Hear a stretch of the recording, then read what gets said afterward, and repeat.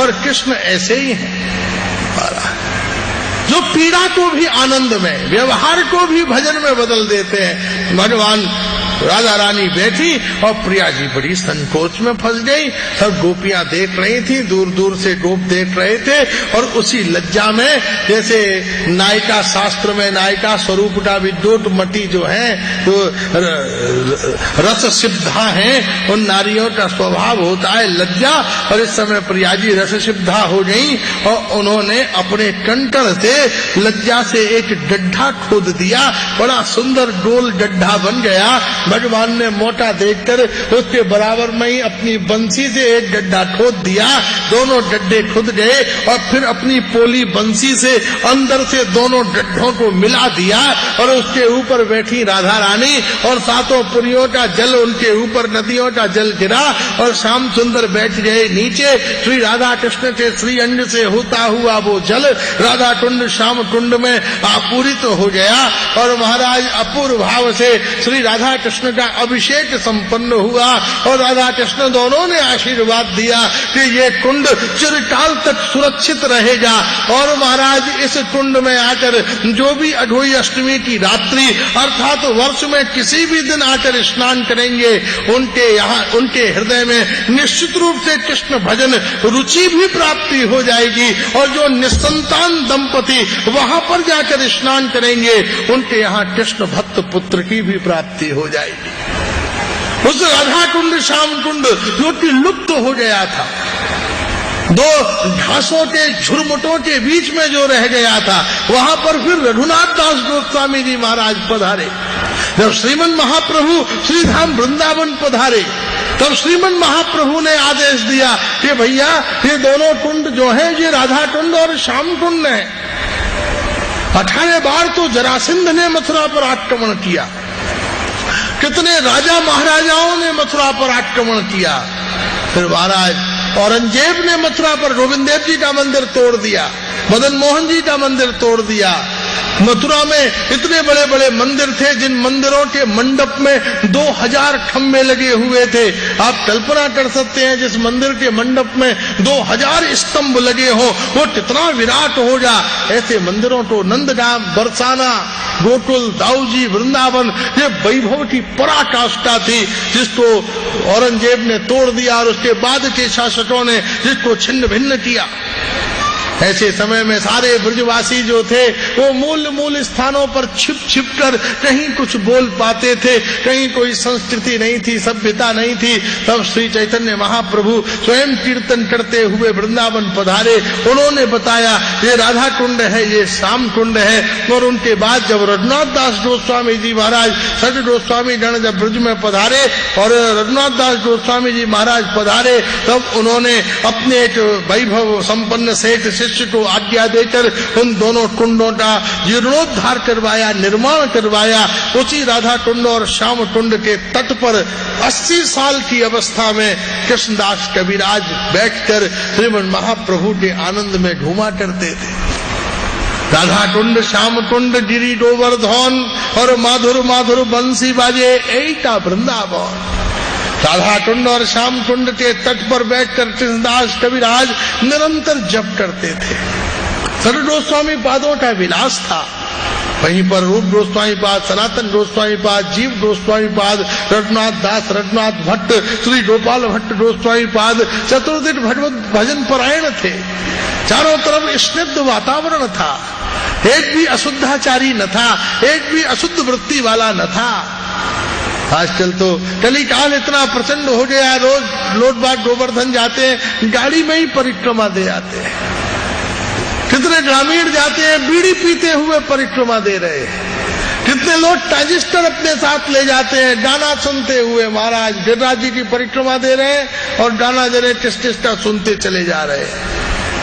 कितने लोग हैं, कितनी माताएं परिक्रमा देती हैं, परस्पर की ग्राम्य चर्चाओं में डूबी रहती हैं।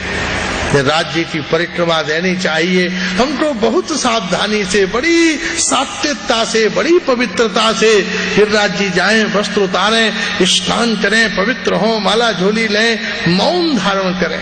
गिरिराज जी की परिक्रमा का कीर्तन अथवा जप, दो स्वरूप है परिक्रमा का। या तो कीर्तन होते हुए हरे कृष्ण कृष्ण कृष्ण हरे हरे, हरे राम राम राम हरे हरे, श्री कृष्ण गोविंद हरे मुरारी, राधे राधे गोविंद मुकुंद माधव। तो ठाकुर जी आपकी प्रेरणा दें, श्री राधा कृष्ण का कीर्तन करते हुए चले, अथवा माला झोली लेकर जप करते हुए मौन होकर चले। जब आप कीर्तन में होते हो तो महाप्रभु आपके साथ होते हैं, और जब आप जप में होते हो तो श्री कृष्ण आप के साथ होते हैं। गीता में भगवान ने कहा यज्ञानाम जप यज्ञोस्मि, सारे यज्ञों में मैं कृष्ण कौन हूं, मैं जप यज्ञ हूं। और महाप्रभु ने कह दिया कीर्तों ने मध्य पावे गौरेर निवास। जब महाप्रभु संन्यास लेकर चले, नवद्वीप से अद्वैताचार्य मुकुंद मुरारी पुंडरीक विद्यानिधि, ये कहा महाप्रभु आपके बिना हमारा कीर्तन कैसे हो पाएगा, आप तो हमें छोड़कर जा रहे हो। बोले नहीं नहीं, कदापि नहीं, जिस क्षण तुम कीर्तन शुरू करोगे उस दिन अपने बीच में मुझे उपस्थित पाओगे। इसलिए जब तुम नाम संकीर्तन करते हो उस समय महाप्रभु तुम्हारे साथ होते हैं, और जिस समय तुम जप करते हो उस समय राधा कृष्ण तुम्हारे पास होते हैं। इसलिए जब कीर्तन हो रहा हो, आगे पीछे नहीं, अपने हाथों से ताली बजाकर, झूमकर, उत्साहित होकर, प्रसन्न होकर, नाचते हुए, श्री गौरहरि की कृपा हमारे ऊपर बरस रही है। ये मिट्टी मलमूत्र से भरा हुआ शरीर आज हरि बोल कह रहा है। ये ठाकुर जी की महती कृपा है, अनुकंपा है। महाराज अपूर्व भाव से कृष्णदास कविराज निरंतर जप करते, कभी उत्तोलित होकर नाम संकीर्तन करते, कभी दौड़कर गिरिराज की परिक्रमा देते। श्रीमन महाप्रभु का कृपा प्रसाद उनके हृदय में सदैव प्रस्फुटित और प्रकाशित और आनंदित होता रहता था। अजस्र तरंगे उठती रहती हृदय में गौर गाथा को लेकर। विविध प्रकार के भाव से श्रीमन महाप्रभु के रस चरित्र के चिंतन के अत्यंत पीयूष वर्षिणी अपनी दिव्य वाणी को वो चरितार्थ कृतार्थ करते थे। अपूर्व भाव से कृष्णदास कविराज के हृदय में स्वयं महाप्रभु की कृपा का उदय हुआ, महाप्रभु की कृपा का मंगलोदय हुआ। और कृष्णदास कविराज महानुभाव को के मन में जो कि हाथ कांपते थे, वृद्धावस्था थी, हाथ कांपते थे, लिखना संभव नहीं था। आज भी 80 साल 90 साल के वृद्ध से दस्तक करिए, उनके सिग्नेचर ही नहीं मिलते हैं, सिग्नेचर चेंज हो जाते हैं। कृष्णदास कविराज महानुभाव भजन के भाव में स्वयं राधा कृष्ण प्रकट हुए और उनको आदेश दिया कि तुम गौर गाथा का प्रकाश करो। कृष्णदास कविराज विचार करते रहे, विमर्श करते रहे, मैं बूढ़ा मैं कैसे लिखूं, लेकिन भगवत आज्ञा संदेह में नहीं होती, भगवत आज्ञा संदोह में, चिंतन में होती है। आज्ञा का पालन करते समय ये विचार नहीं करना चाहिए होगा कि नहीं होगा, करना चाहिए, उसमें प्रवृत्त होना चाहिए। पराजय भी श्री कृष्ण के पुरस्कार का द्योतक बन जाती है। अच्छे काम में पराजित हो जाना भी भगवत कृपा का पूरक है। पतझड़ हो जाएगा, बारिश नहीं होगी तो किसान कभी खेती नहीं कर सकता, वो विश्वास करता है, पुरुषार्थ करना चाहिए। प्रार्थना की शोभा कब होती है? पुरुषार्थ के बाद। पहले पुरुषार्थ हो फिर प्रार्थना हो। पुरुषार्थ किया नहीं, हम प्रार्थना किए जा रहे हैं। आप पुरुषार्थ कीजिए, भजन कीजिए, भक्ति कीजिए, सत्संग श्रवण कीजिए, शास्त्र स्वाध्याय कीजिए, आप अपना पुरुषार्थ कीजिए, भगवान आपके ऊपर कृपा करेंगे। हानि लाभ जीवन मरण यश अपयश विधि हाथ। हुसैन जी ने कहा ये 6 चीज तो फिक्स है, जबरदस्ती तुम दखलंदाजी दे रहे हो इसमें। हानि और लाभ, कोई हानि उठाना चाहता है अपनी, फिर भी यहां कोई ऐसा है जिसकी हानि न हुई हो, कहां से हो गई वो हानि? लेकिन हानि को हम कह देते हैं यार बाई चांस हो गई, और लाभ बोले वो मेरी योजना थी, वो मेरा पुरुषार्थ था, वो मेरा प्रयत्न था, वो मेरी कोशिश थी। जबकि स्वयं गोसाई जी कह रहे हैं हानि लाभ जीवन मरण। कोई मरना चाहता है क्या?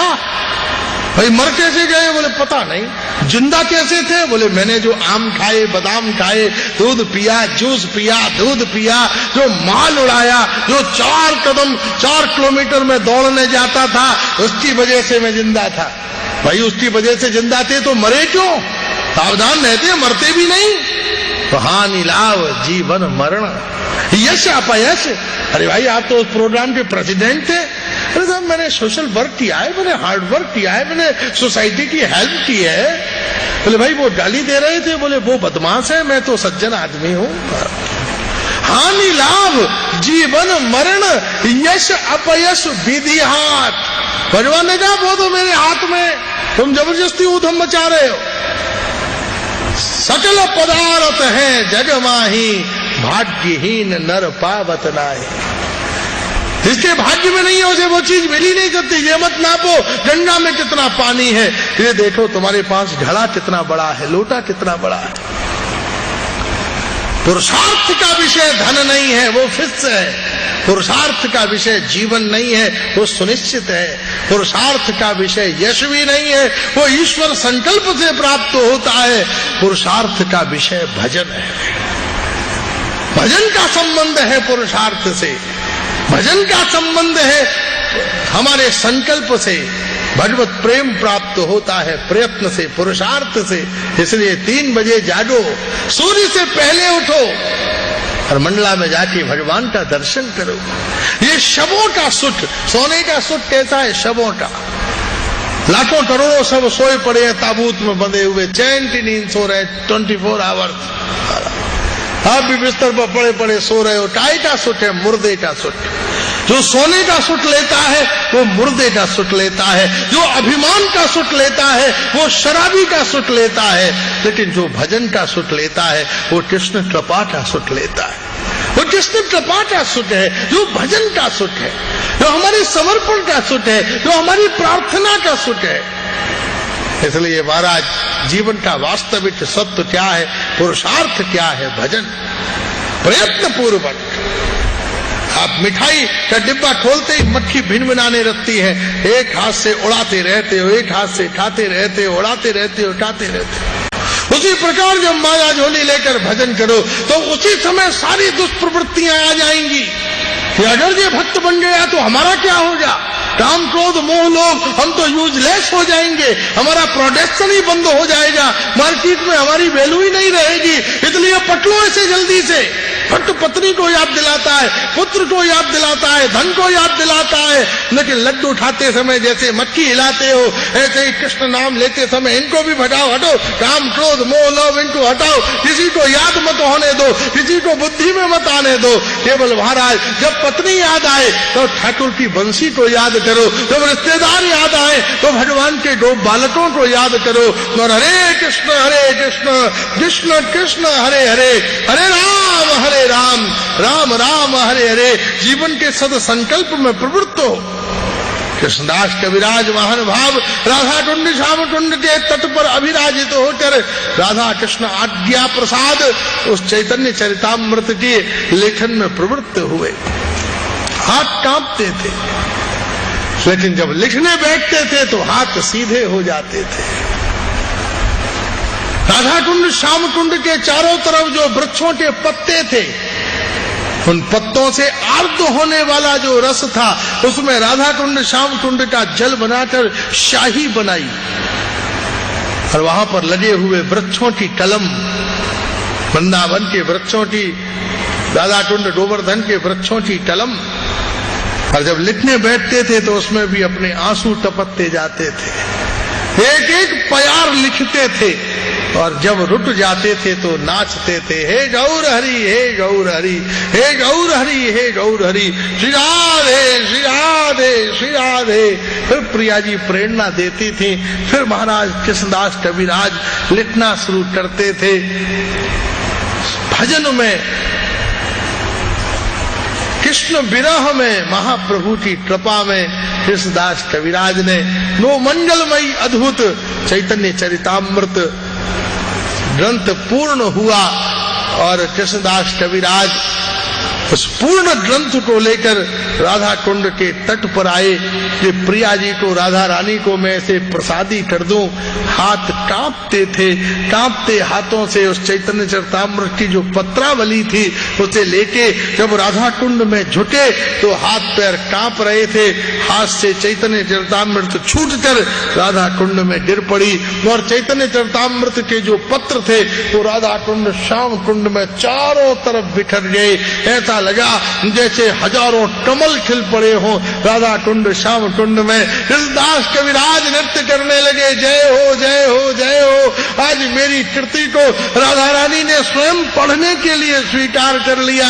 मेरी रचना धन्य हो गई, मेरी रचना धन्य हो गई। महाराज कृष्णदास कविराज आनंद में नृत्य करने लगे और उसी समय उन्होंने देखा कि पुनरपि महाराज सारे पत्र इकट्ठे होना शुरू हुए और ग्रंथ रूप में पत्रावली एकत्रित हुई। और उसी समय इतने इतने राधा रानी के हाथ राधा कुंड से बाहर निकले, स्वर्ण मुद्रिकाएं और करूड़े और मेहंदी से सुभाषित वह करारविंद बाहर निकला और उन्होंने कृष्णदास कविराज को चैतन्य चरितामृत प्रदान की। हे महानुभाव, मैंने चैतन्य चरितामृत को पढ़ लिया है। सिद्धांततः, कथातः, वस्तुतः, रसतः, शास्त्र सारतः ये परिपूर्ण अपने आप में सर्वोत्तम मंगलमय ग्रंथ है। और मैं आशीर्वाद देती हूँ जो भी इसका श्रवण पाठ भजन मनन चिंतन आस्वादन करेगा उसके हृदय में मैं और कृष्ण दोनों जाकर अभिराजित हो जाएंगे। इसलिए चैतन्य चरितामृत का राधा कुंड श्याम कुंड में राधा रानी के द्वारा प्राकट भाव हुआ, उसका सदोदय हुआ। उस चैतन्य चरितामृत की जय, कृष्णदास कविराज महानुभाव की, राधा कुंड श्याम कुंड की जय, राज महाराज की, वृंदावन धाम की। अपूर्व भाव से कृष्णदास कविराज के आनंद की सीमा न थी। इस चैतन्य चरितामृत के मंगल उद्भव से सारा ब्रजमंडल और वैष्णव जगत आनंद रस में निमग्न हो गया, अवस्थित हो गया। मंगल में चैतन्य चरितामृत प्राकट्य कथा का आपने श्रवण किया और जो महाप्रभु का अपूर्व आगे का रस चरित्र है कल उसका वर्णन करेंगे। और कल प्रातः ही 12, 11, 11:30 बजे के आसपास श्रीमन महाप्रभु का जन्मोत्सव मनाएंगे। जैसे भागवत में नंदोत्सव मनाते हैं ऐसे ही चैतन्य चरितामृत में गौर जन्मोत्सव मनाएंगे। आज ये गौर जन्मोत्सव के आनंद में आप लोग सभी उसका चिंतन करें, मनन करें, आस्वादन करें, उसका रस लें। आगे की जो सुमधुर मंडलमयी कथा होगी वह कल प्रातः निवेदन करेंगे।